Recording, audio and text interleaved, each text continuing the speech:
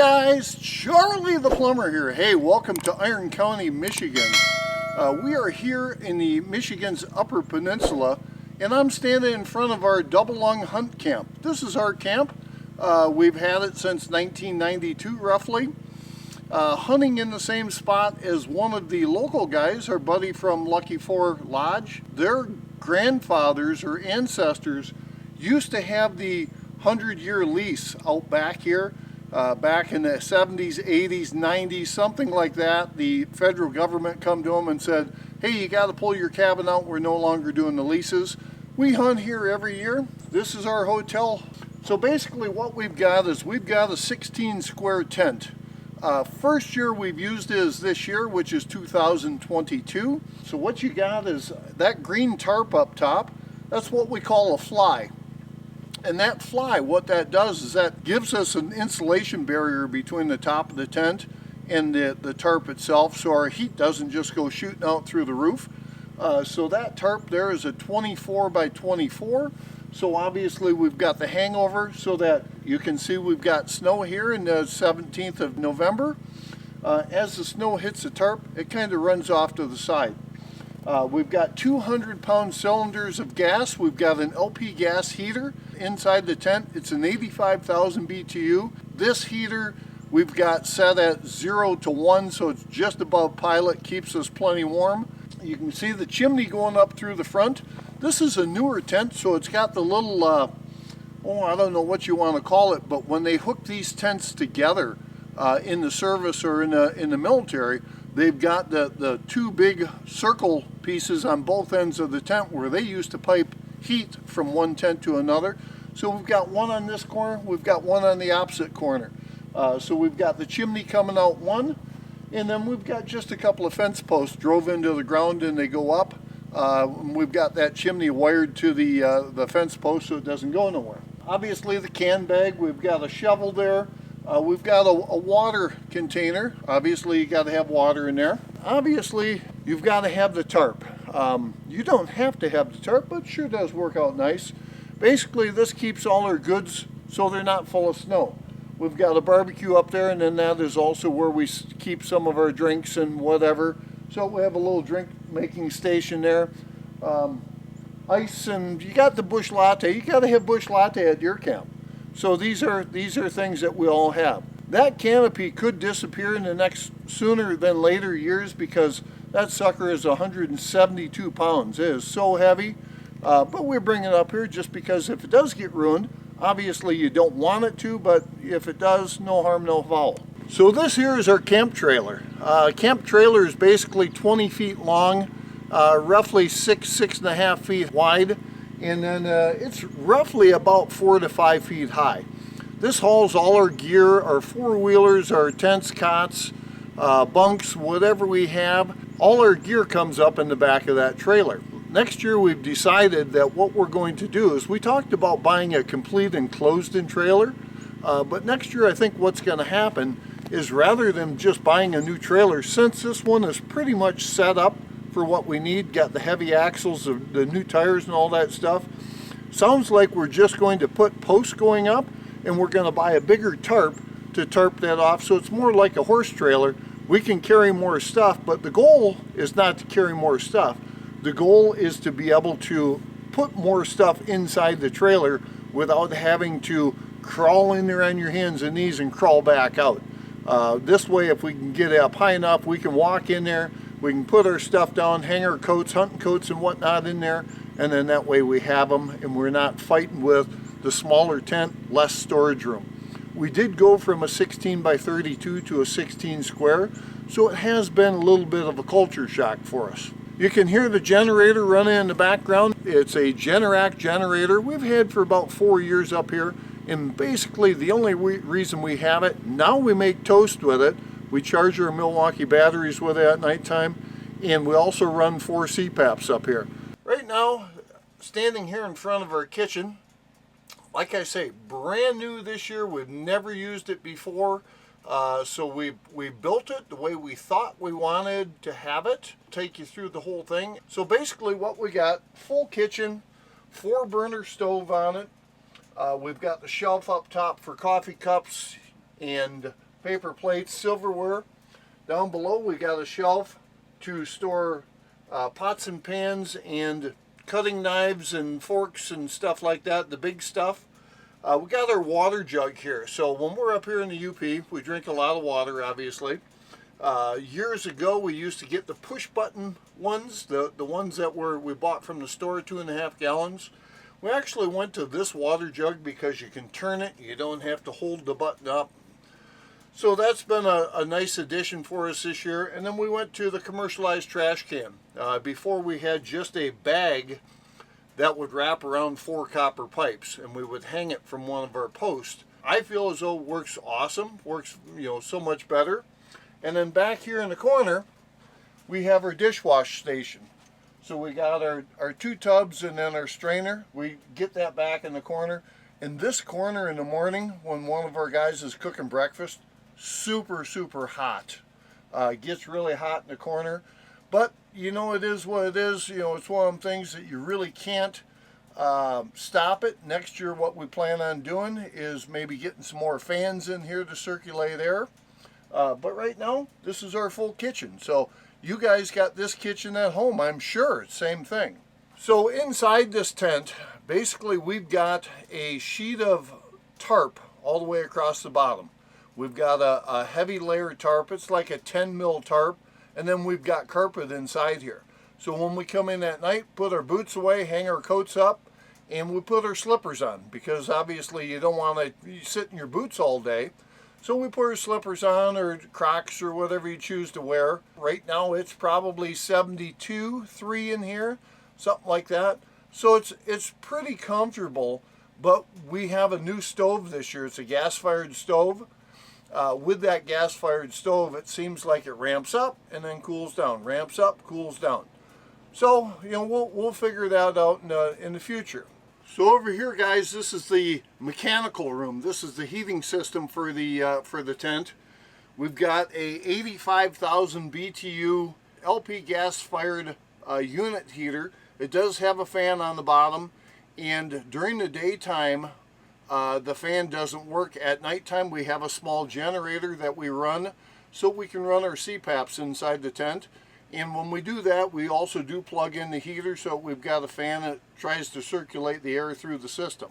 We do have, she's hot. We do have the eco fans, but unfortunately this unit doesn't get hot and stay hot long enough to really operate these things well. We used the eco fans when we used to have the oil-fired units, and they worked very well. But unfortunately with gas, there's too much of a ramp up, ramp down, so we no longer have where they're working awesome. So that's one of the things we're working our bugs out. So this here, we've got a water jug, holds 15 gallons of water. We've got the scooper here, so that you can get down in there and scoop the water out for dishes and or washing your hands. If you want to wash your hair or do yourself a little sponge bath, I guess, out in the trail road, that's something that you can do as well. 15 gallons. When we run out of water, we have to go to the well, which is a crock well, 36 inches deep. That will give us 15 to 18, 20 gallons every time we fill up. Takes about 2 hours for that well to recoup, but it is a flowing well. So up top, you got your shelving for all your goodies. We do have an outdoor bathroom, obviously. We've got 2 outdoor bathrooms, so we have the baby wipes and we have the TP for final cleanup, you could say. Have the towel rack for the dish towels and whatnot. That way we can keep our towels dry. And then underneath these racks, all the way around, we do have a coat hanger on both sides, so you can hang your coats and whatnot. We do keep some of our goodies up here, cookies, some of the snacks. We found that this year, the chocolate chip cookies up on top of this shelf, every time you have one, they are warm, almost like they just come out of the oven, so that's a plus. And then we've got a radio so we can listen to radio and music and the local news and all that stuff. Again, more coat racks here. We've got a table here that we use to wash our hands. It's got the table tub in here. And then, yes, we have heated toilet seats. So every time you go out, you carry this out there, you set it on the box. This is 2-inch foam insulation and cut out like a seat. So that keeps you warm during the day. Outdoors, we have 2 crappers, as they say, what we call an upper and a lower. And no, they're not on top of each other. One is in the low side of the tent area, and one's in the upper side. When you got 5 guys and you got that bubble gut, it comes on like that, so you got to be prepared. So we do have that. One of the crappers outside is tarped in case you get a snowfall up here.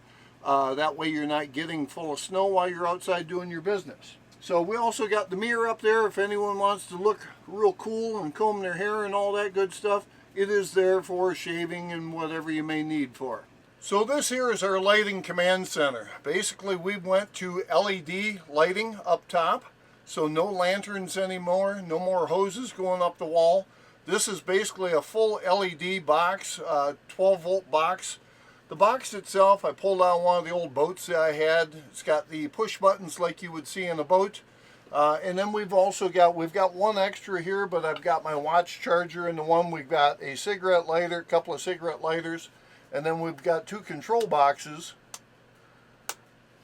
that we can shut the electric off. And then there's 2 more options that we can put in there. This is a fully redoable box, so this thing opens if we need to rewire it. And this thing will run off of a Milwaukee battery. So we've got the Milwaukee batteries. We're in construction, so we've got multiple batteries that we can stick inside there.